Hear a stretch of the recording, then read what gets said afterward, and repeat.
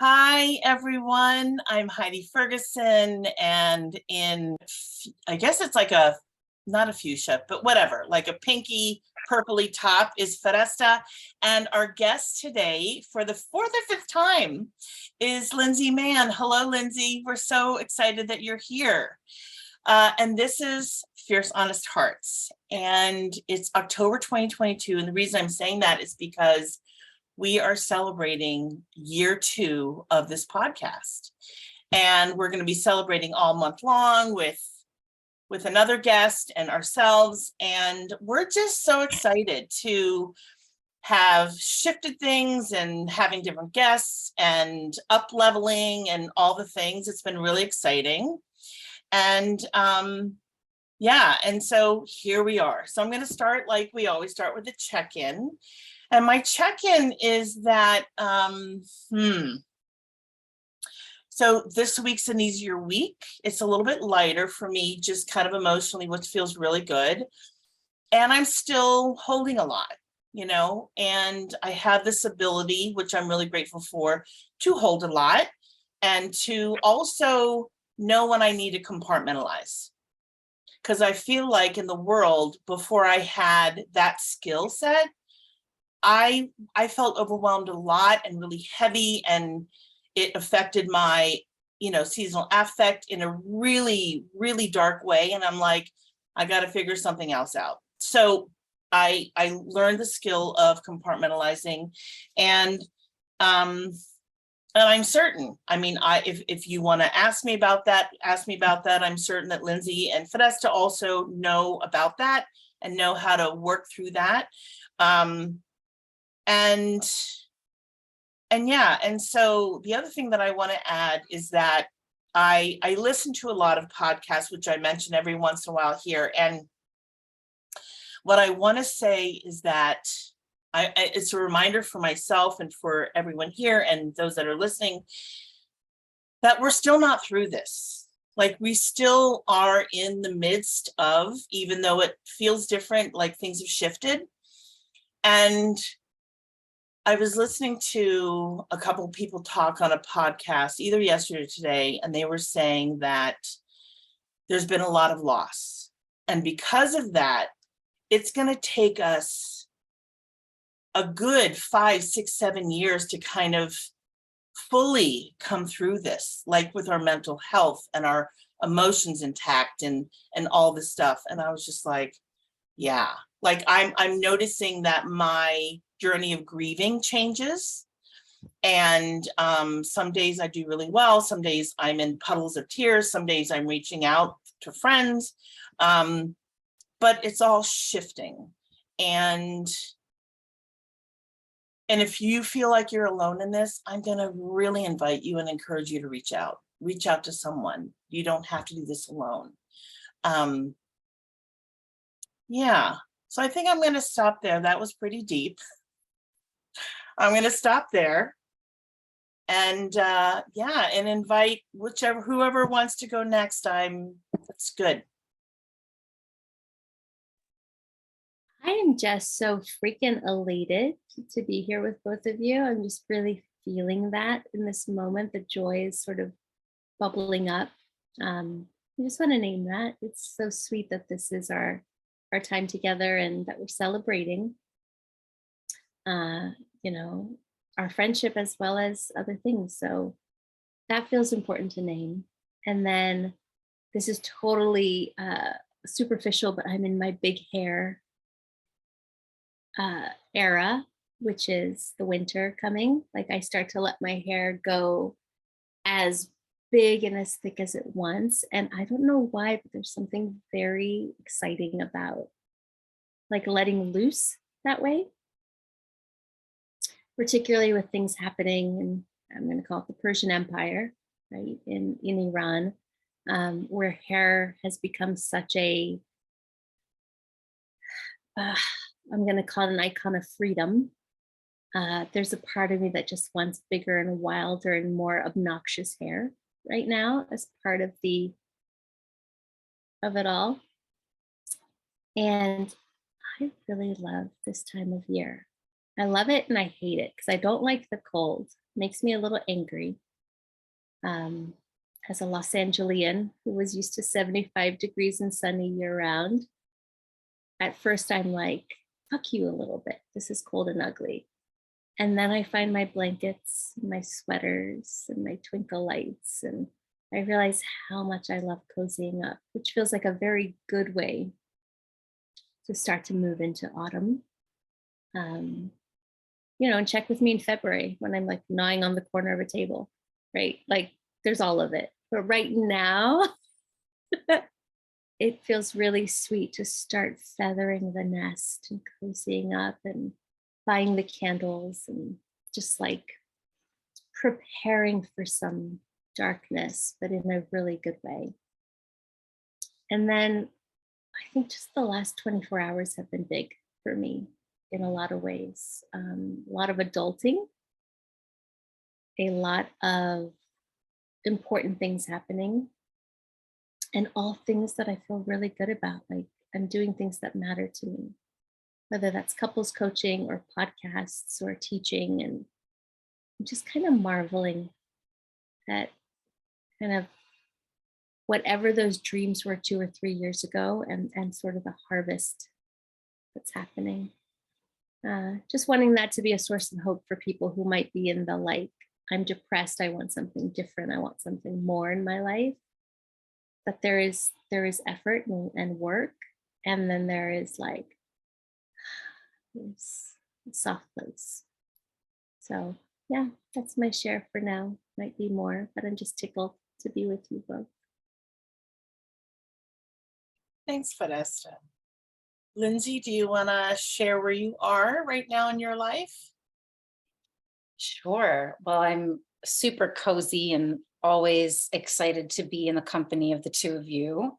And, in celebrating your podcast, 2 years of your podcast, but also our friendship, I just like, I'm so deeply appreciative of how we have gone so deep and connected over these past couple of years, and kind of reflecting back on that. And so I just really feel like warm and loved and supported in our friendship. And I think that, with all the craziness going on in the world, right? Like, and personal life, and I feel like I'm constantly being like zapped and triggered and whatever, like this is a place I can come to and just be like, my ladies, my ladies. And so that's really special to me. I'm really appreciating that. And just building community. I didn't expect to be building community here in New York. I've been the past couple of years, 1 foot out the door, wanting to go back out west and waiting for the opportunity for the thing to show up to show me the way back out, instead of taking a random leap of faith again, which is something I did at the beginning of 2020. And now it's very interesting to kind of appreciate the idea of staying put and things kind of unfolding here. I had it in my mind by September. I would know where I was going, and I was like, where is it? Where am I going? Where am I going? And then all this stuff opened up here in New York, and I guess like I'm staying, and there's something peaceful in that, just with so much chaos and going on in the world. Like, why add another event? Why add another big shift when you don't have to? And I'm so thrilled, and my heart is so warm in the fact that I've got, this incredible community growing right where I am. So that's really special to me. And just, it's a mixed bag of nuts right now. There's a lot of chaos, a lot of triggering, and just I'm so happy to have my support system and my tools and resources to grab onto in these hard times. Because there's ebbs and flows. Things feel so great. And it's interesting when things feel so great in one day, and at the same time, something really hits you. And you're like, how am I holding both? How can I hold both? And why, right? And why? Like, why do you have these great things happen with like these terrible things at the same time? And it's like, no, can I just have the good thing for like a little bit longer by itself. But you know, here we are navigating together. So that is my check-in. Thanks, Lindsay. Yeah, holding all of it, you know, the balance of it, and doing it with as much grace that we can, I think is also important. And I want to say that it's important, I will say for myself, it's important that I do it with grace, because I do it with grace and integrity for myself, not for anyone else, because how I look to other people's, that's their perspective. Because when I come back to myself, which I have to every day, many times a day, I need to check in and say, how does that really feel? Did it feel lovely or did it feel ugly? You know? And I want to feel good. I want to feel the best that I can, even though it's not possible to every day, every second of every day, but as much as I can. And yeah, so we're celebrating, you know, the 2-year anniversary of our podcast, but also the friendship that we have here.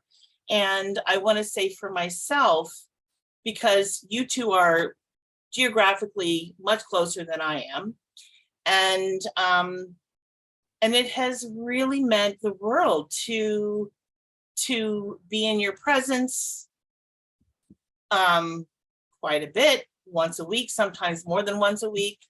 And it's also been on my lifeline. And I really feel deeply about that, because my friendships are that meaningful to me and that important to me. And so to have that at this juncture in my life is huge and really important. And so and I'm appreciating even the, you know, the challenges, and if there are any conflicts or the difficult topics we might, you know, talk about, it doesn't, all of it is really welcome, because it's really what binds us together, really connects us in a deep way. And that's so beautiful. Yeah. So, you know, I was trying to remember, I'm like, what did we want to talk about? I'm like, oh, intuition. Because I know you two are working together and about that. And so I was like, I want to bring it to the podcast. Yeah, I'm all for that. And at first, I just want to acknowledge you, because I want to thank you for whatever wisdom and knowing and intuition in May of 2020 said to you, hey, maybe we should meet every week or every other week. This seems like a hard time. Maybe we might need each other.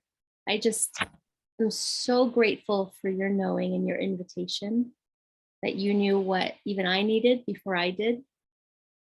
That means a lot to me, that we've cultivated a friendship that way. And Lindsay, equally, just like we met at a summit that was online. And it was like, that's my homegirl. Like, how do I connect with this person? And, you know, for you, Heidi, right, it was a grief retreat. And I remember saying, I just wanted to jump into your kangaroo pouch and like be your sidekick, because I loved your energy and I loved your no bullshit quality. And so just gratitude, because you sometimes have the foresight to recognize what we need before we need it. And that's been in other groups that we hold. So just what a great gift that is that you bring, to know what we need, or maybe you just know what you need and it just seems to trickle into what we need as well. So thank you. Big thank you. You're welcome. And thank you for those words. And I do think it's more so that I know what I need. Mm-hmm. And I'm not afraid to ask for it. Amen. It's really that simple, because my needs are so great, just like everyone else's needs are really great. And because I pour my heart and soul into projects and things that I really believe in, and especially relationships, I know, like, I really do trust and believe that it's going to come back 10, 15, 20, 25 fold, if not more. Yeah. Yeah. Thank you for Oh recognizing it. yeah. And thank you both. You, as you said the word lifeline, you know, it really landed for me like, it's no joke. The quality of the relationships around me really inform how well I'm doing. And yeah, I just, the way that you both show up for me, the way that you show up for yourselves, it's set a standard, it's set a bar that I'm actually really proud of. Hmm. You know, it's a accurate bar for others. And so thank you, because the greatest gift you can give is a standard that is new and I'm going to say improved. It sounds so tacky, but like, and to be like, yeah, nothing less than this. Now I know what this is like. Yeah. And I want nothing less. So thank you for raising that bar to a place that makes my heart really happy. Really happy. Yeah. And Lindsay, I have a question for you because I hear you choosing to bloom where you're planted. And I get curious, because we can talk about intuition in your program, but I get curious what shifted for you? What did you do differently that's allowing you, instead of like going somewhere else and starting over, that you're getting to bloom here? Well, I kind of threw it out there. You know, I left this out external. This wasn't really internal. I was kind of like back in April, I said by September, I will know where I'm going or not. And things were not happening. And then suddenly September rolled around and suddenly all of these opportunities, my community started blooming. So the external started blooming in front of me. And I thought, I've been wanting community, like real aligned community, for the past couple of years, even just before COVID. Why would I leave? Why would I get that right now? See these things blooming and unfolding and really having these like very deep connections and really like even like spiritual connections. Like we're all connecting, we're very different people, but we all connect on this in this wild, wacky way. And I started like, I was looking at apartments and I'm like, you're really going to look at apartments elsewhere? Like the thing you want is here. You're going to have to go start over again. Like you've been wanting this and it's here. So I kind of threw my hands up in the air and I was like, you know, take the wheel, someone show me, because I have no idea. It's not clear to me.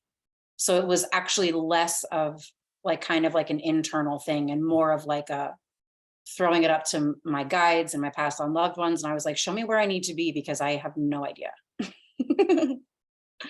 Which is fun and risky. But I'm happy that it's turned out the way it has. And I also know that like things change, I can make other choices, you know what I mean? But I think the community that I'm looking for, that's really what it's all about. So that's what happened for me. And I would like to add, tacking on to Heidi's foresight. So Heidi and I periodically, we used to do this regularly. We would do trades and we would give each other readings in support of each other. And it was, I think, over the summer where I was, you know, speaking with Heidi just about this, about where am I going to be in the fall? Where am I going to be in the fall? And at that point, I had my heart set on Pacific Northwest, the West Coast. Like I was so dead set, I'm going to be there. And she said to me, she closed her eyes and she opened them and she said, stay put. And when she said that, I was so mad inside. I was like, you know, right? I was like, oh no. I was like, that's not correct. So it's just really funny that like, that's what happened. I'm staying put. And for whatever intel came through for you to say that, sure, that was the thing I did not want to hear. And here we are, that's exactly where I'm at. Right? Yeah. Oh my God, I'm laughing so hard right now, Lindsay, because I always, I mean, I can just sense people, right? And so there have been a few times when I know that you are not appreciating the information. You're like inside probably going, fuck this, Heidi, right? And so, and as a psychic, I don't take it personally because I'm just like, I'm simply the person who I'm a conduit. I'm simply the person delivering the information. This is not coming from me, it's coming from. So anyway, oh my God, I distinctly remember that. I'm like, oh my God, okay, we're just gonna end this call.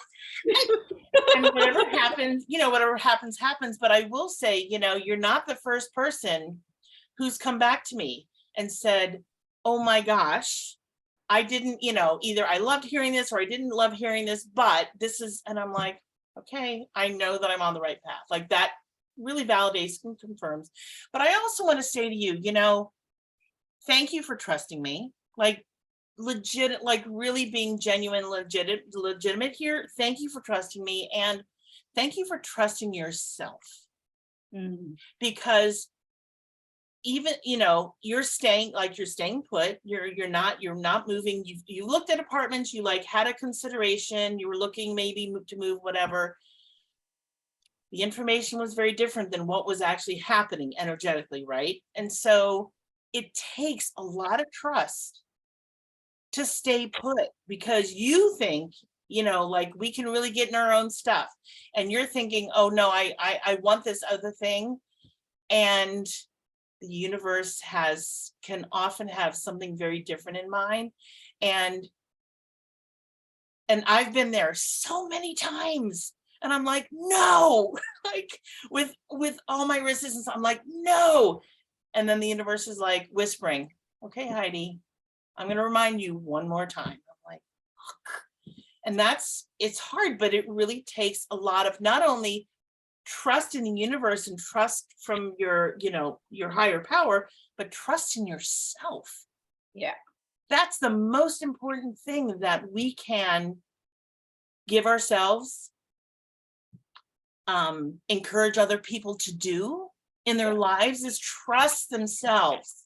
Because when we don't, we really can mess up and it can really go awry. And so for selfish reasons, I'm glad you're staying put. Right? But wow, good on you. I'm thrilled. I'm thrilled to hear about, I'm going to use the word up leveling again, because that's what it feels like. An expansion. This is exciting. Nancy. I'm really happy for you. Yeah. And I also want to, expand on, what you're saying about trusting yourself. And, I think it can sometimes take us a little time to really feel into what that feels like and how good it really feels when you understand what that means, like when you really feel it in your body. This is something that's been coming up for me lately, which is, can I trust this? Can I trust that? Can I trust this person? Can I trust this? And I keep getting like from the records, they're like, all you need to do is trust yourself. All you need to do is trust yourself and trust yourself to get yourself in and out of situations. You have choices. You can make choices every day and everything's going to be fine. You have your own back. Take your power back. It doesn't matter if you trust somebody else. It doesn't matter. It's not about trusting someone else. It's about trusting yourself. And I thought that was really interesting. So I keep hearing when you're saying that, I'm like, yes, the trust yourself, trust yourself. And I just feel so, I don't know if the word is expansive or just so solid in myself when I really feel into that, when I really believe that you can trust yourself. So. I love this because this brings me back to intuition and the things that you've been teaching me, right? And while I might do it in a coaching container where it's like, well, what's your experience? Can you trust your experience? Can you validate your experience? Because that's one way to self-trust. And then what you've been teaching many of us very recently, which has been like, trust your knowing, trust what's coming up, trust what's showing up. And I guess I could ask this for both of you because you both are in these realms and I'm beginning to, I feel like a toddler, like coming in, but what was the biggest needle mover in your work, whether it's intuition, whether that's psychic stuff, whether that's something entirely different, um, that's supporting you in really building your self-trust? Because I think this could help our audience. Mm. Or what's a moment where it really crystallized for you?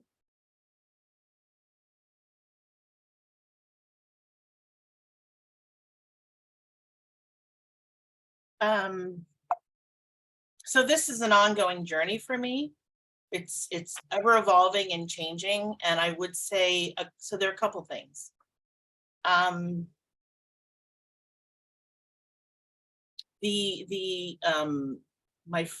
My last long-term relationship, I learned a lot from that relationship. And I also got lost. I literally lost myself and my sense of being in that relationship. And it wasn't until I left the property, like left the premises, left physically, moved into a different space.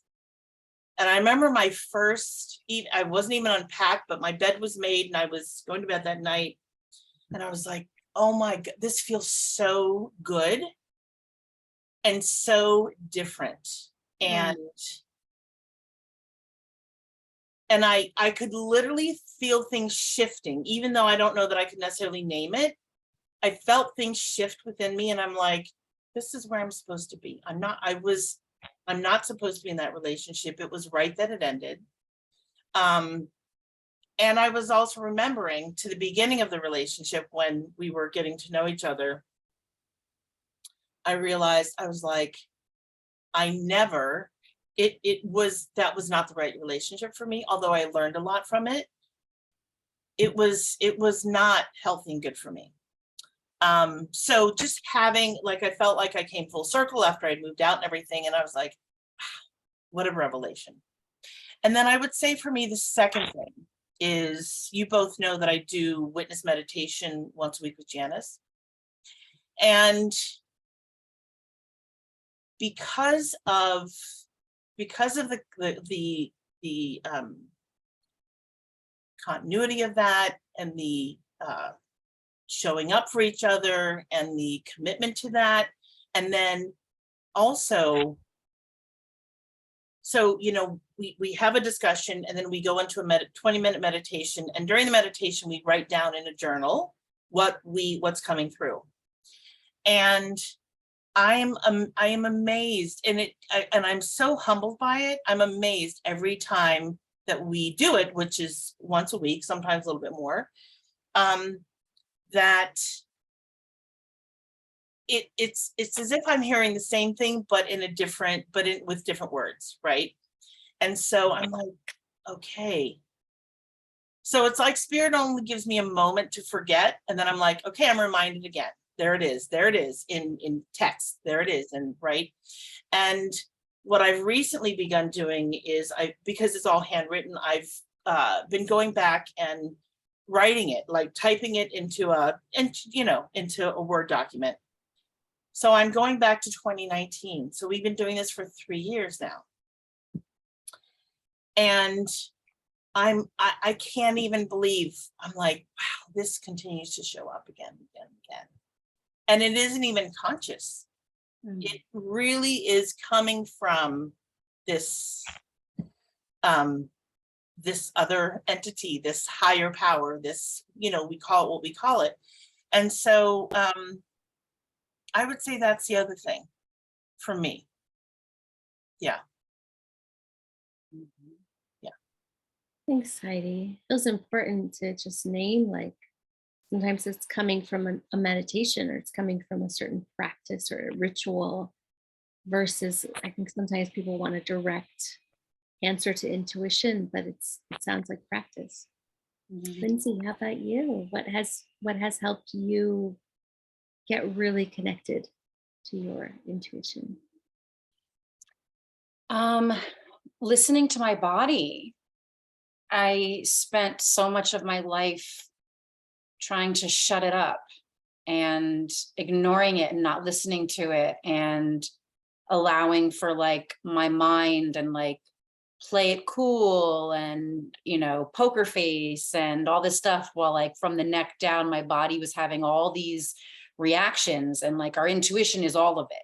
It's the body talking to you, it's having a clear mind, it's the whole package. And for so much of my life, I just cut from the neck down. I was not connected, but my body was freaking out. And we called it depression, we called it anxiety, we went to a nutritionist, we took meds, we did all these things. And it was like my body was saying, get me the fuck away from ... And so it took time away from the triggers for me to realize all the different ways that my body lets me know this is not, don't go here, don't be there, don't do this, don't do that. And it's just wild how we can completely disconnect and ignore this extremely deeply with like wise, intuitive part of us, you know. And it's been really interesting getting to know what my body tells or telling me. Like now I'm very clear. I will say like another reason why I wasn't connected is because teenager in my 20s, drinking, drugs, you know, drugs and alcohol, all those things turn off all your you know, signals. And now I'm sober. And I prefer, because things are so insane in our world, I am choosing to be clean and clear as a clean, clear channel, to not exacerbate my system, my nervous system, because it already requires so much work to maintain a balanced nervous system. And if I did anything to exacerbate it, like I would just probably lose my mind at this point, you know? So I'm choosing to do that for me, but also so that I'm hearing my body clearly. And I'm like, what are you telling me? You know, so now it's like intuitively checking in with the organs in my body. Hey, heart, like, what do you need? What do you want? What's going on here? Like, I feel you feel hurt, like you feel cut, you feel open. Like, talk to me. What is this? Who is this? What is this about? Or going into your gut. Hey, like you're flipping out. Like, what's going on, tummy? Like, what are you nervous about? What do you need? You know, do I need to put different food in my system to, you know, calm me before I'm exacerbated by the external triggers? Or, you know, for, you know, female bodies, our uteruses. Oh my God, my uterus has so much to say. And I was not listening to her for the longest time. And every month she tries to kill me. And so I started listening to her, and she has stuff to say. So checking in with your body, you know, automatic writing, not thinking, but like writing pen to paper or typing, like check in with the pain points in your body and say, what's up? Like, what's going on here? Talk to me. And those are like intuitive points. So I just listening to your body, like honoring and respecting the wisdom that your body has for you. And also just being really direct in what you're connecting with, you know? So, you know, in intuition, it's like, I'll directly say, use my words, the intentions of my words. Hey, Lindsay's intuition, my intuition, higher self. I'm checking in with you right now, specifically. What do I need to do? Why can't I figure this out? What do I need? What direction should I go in? And just sitting there and practicing those deep listening skills.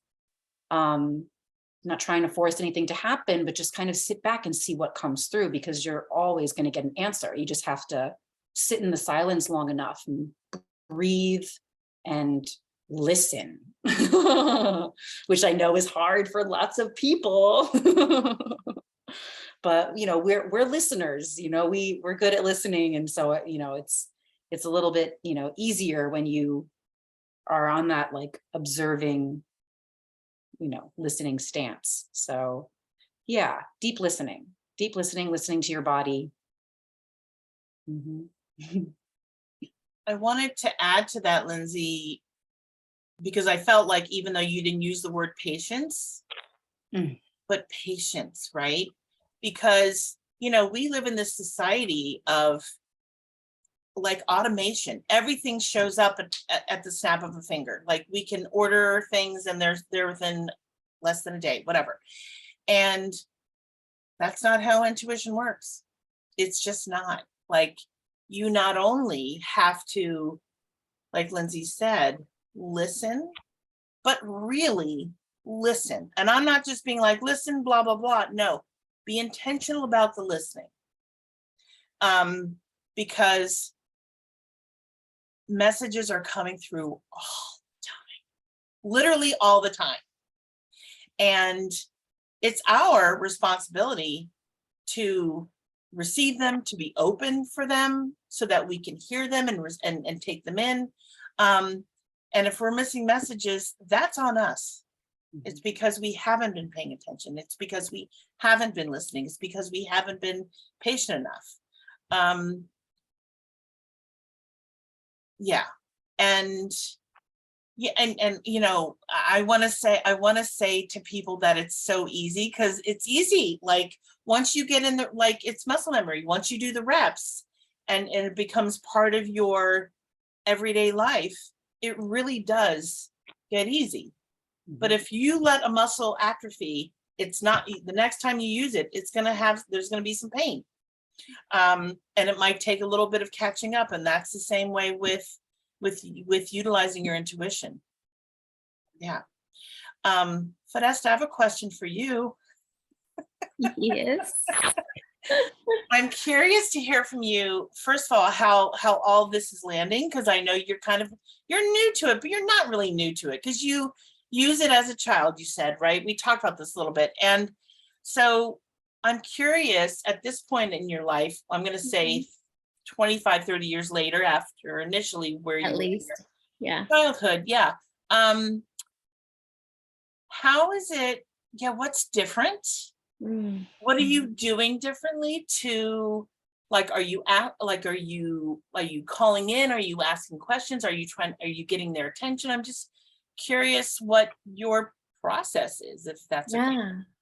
Hell yeah, absolutely. Thank you for asking. And Yeah. I'm resonating with both of you on some of this old school listening skills, right? I think of summer break as a kid when you're bored as nuts, and then creativity comes in because you're like in a good boredom, good stillness, good silence, not just this distraction. So I'm working with Lindsay, obviously, in the realms of understanding my intuition and reconnecting with, because more than anything, it's been about getting quieter.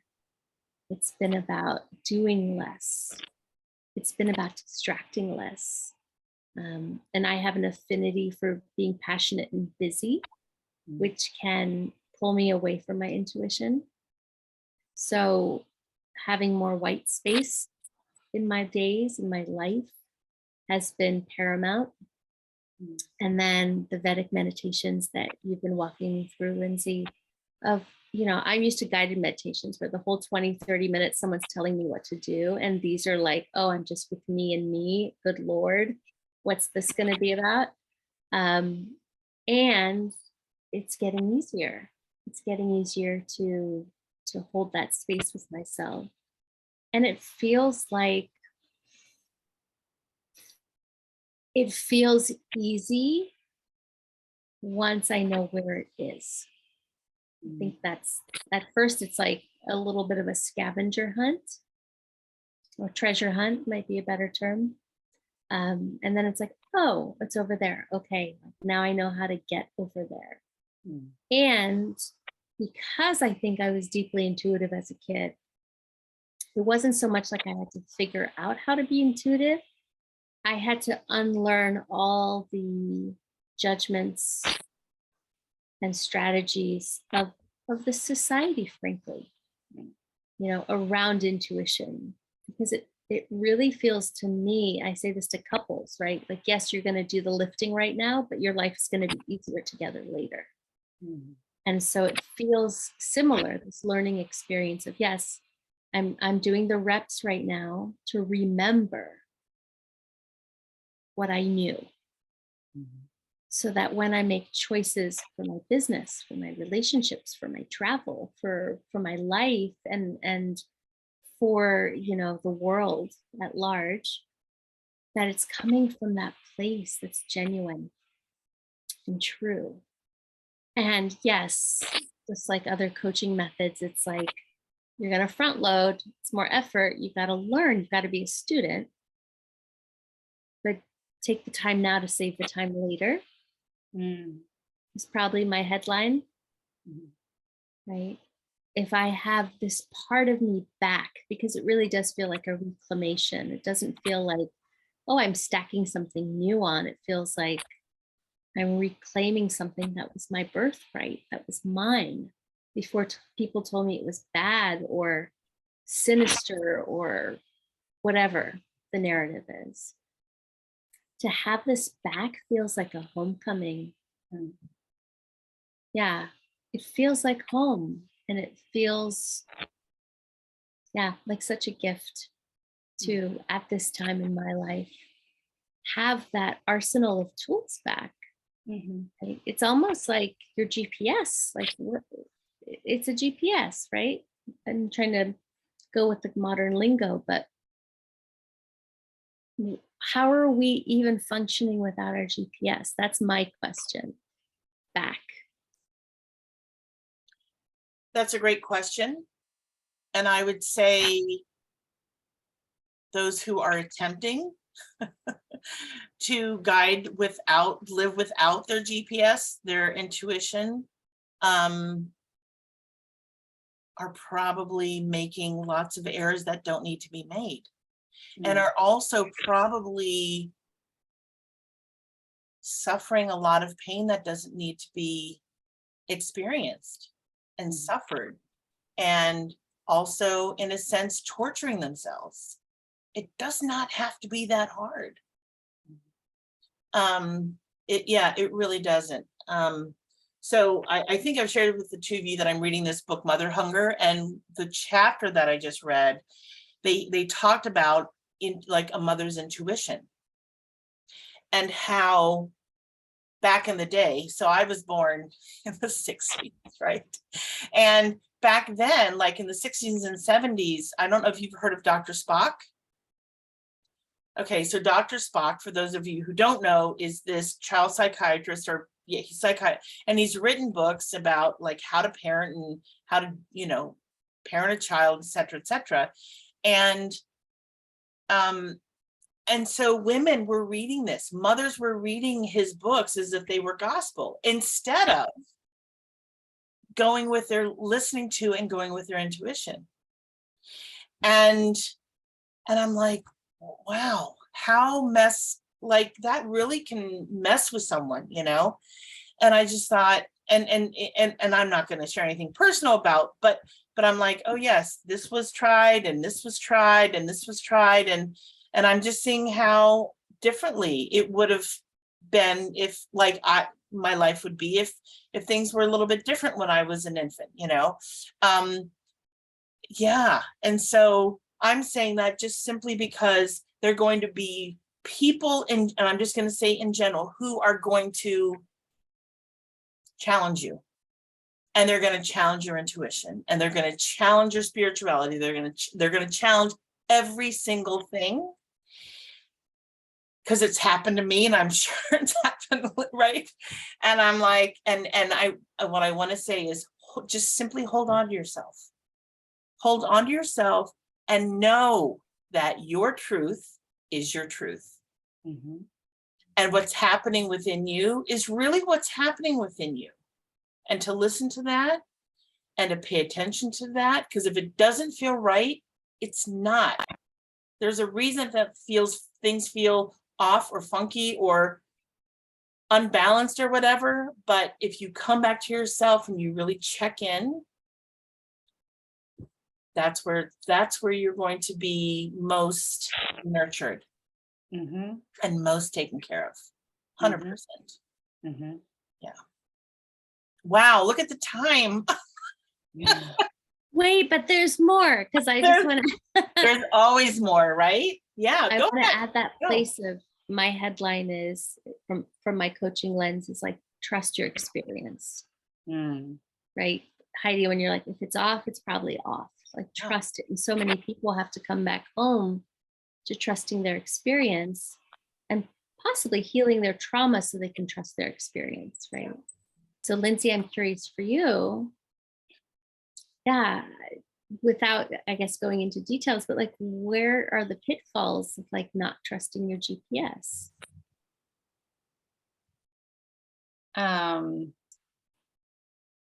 Kind of getting stuck in repeat patterns of falling down and bumping your head and falling down and bumping your head and falling down and bumping your head. And eventually you're going to get tired of falling down and bumping your head.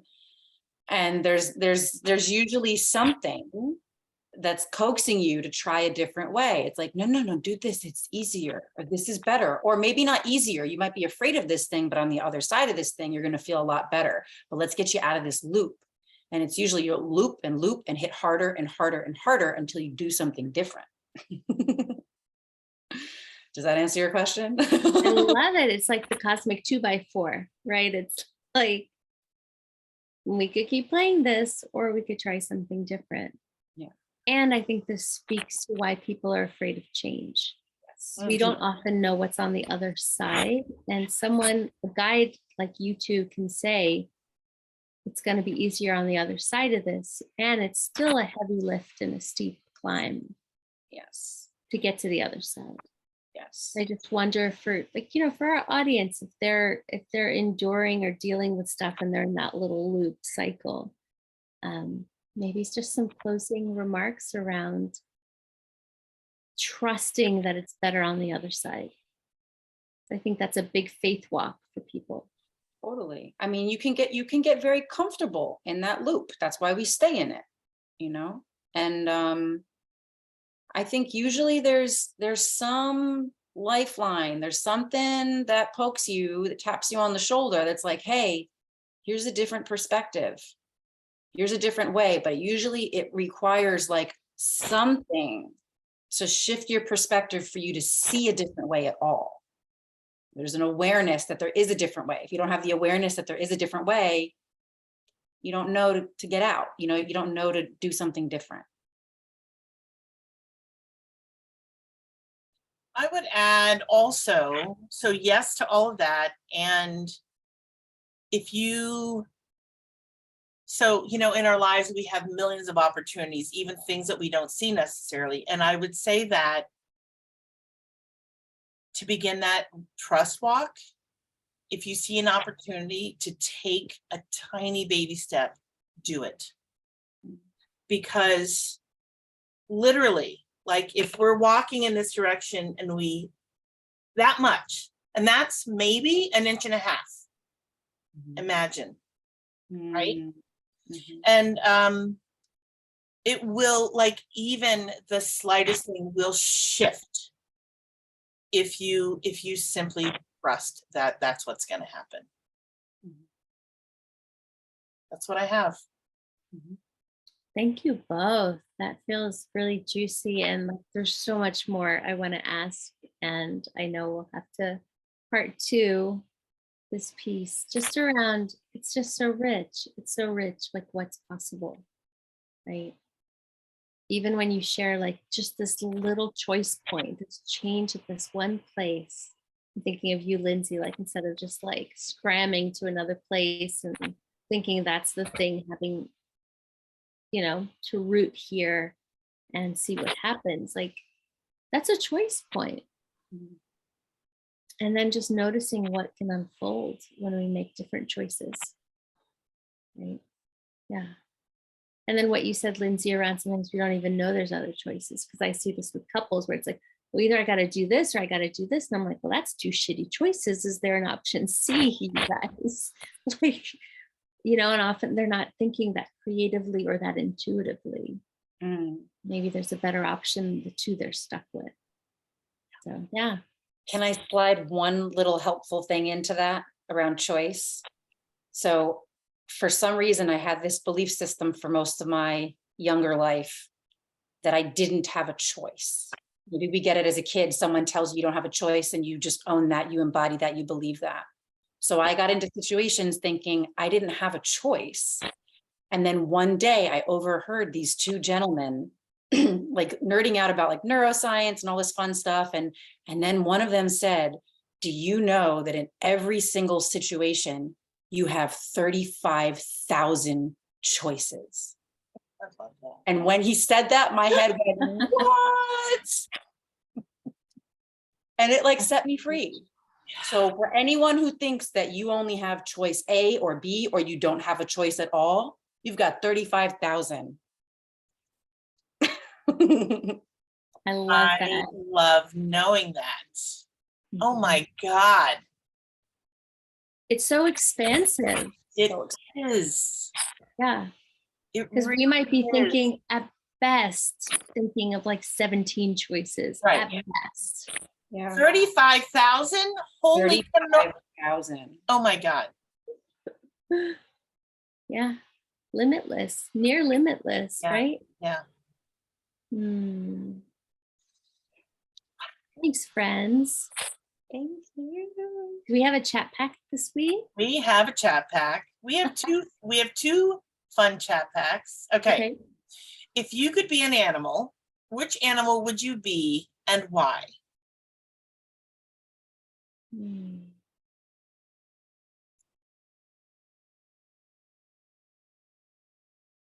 Anyone ready and want to go first? 3, so I'm conflicted. Oh my gosh, you have 3? Wow. But I think 2 are older, like being just a panda or being like a deer. Okay. What's coming up for me right now is more of that like the tenacity of a panther. There's something a little fierier. I think those other ones are my like sweet, dormant, chill energies. Mhm. There's a little bit of like prowling Black Panther happening these days. I don't know what to make of it yet, but it feels vivacious. I was thinking the same. I'm feeling Black Panther. Like I'm feeling like the muscular, the big cat energy. Like I'm feeling into Panther, and I've never really felt that way before. How about you, Heidi? So I have 2. My first one is not a panther, but it's close. It's in the cat family because a cheetah. Mm. I marvel at the speed at which, because they're the fastest cat in the cat family, and I marvel at their speed. I'm like, it's like I can't even watch enough videos. And so one day I hope to see it in person, and their coats are gorgeous. And the other thing is I either like a bird, so either a falcon, an eagle, or a hawk, because they have this reverence, this energetic reverence about them. And I want to fly. Like I want to experience flying, not bungee jumping, none of that. I want to just experience flying. Okay. So the second question is, if you could have a personal chef or a maid, so live in or not live in, it doesn't matter, which would you choose and why?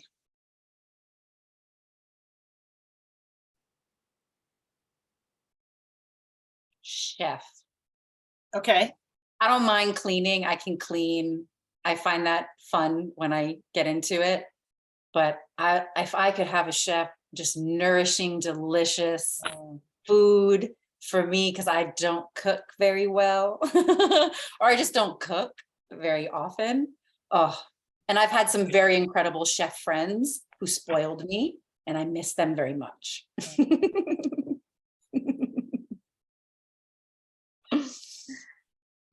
Well, I love cooking. I love the chemistry and the flavors and getting to create concoctions that like I really dig.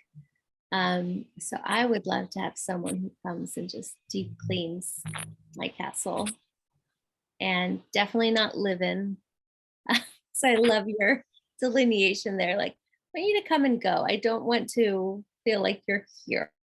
But yeah, if I could have this place feel like clean and resplendent without my efforts, that would be really delicious. Mhm. How about you, Heidi? Yeah. So both. Well, let me say this. I too love to cook, and I love shopping for the ingredients and all that kind of stuff. So I would want to be the sous chef, so that I can learn more and have a deeper understanding of flavor and creativity and the artistry of it and all that.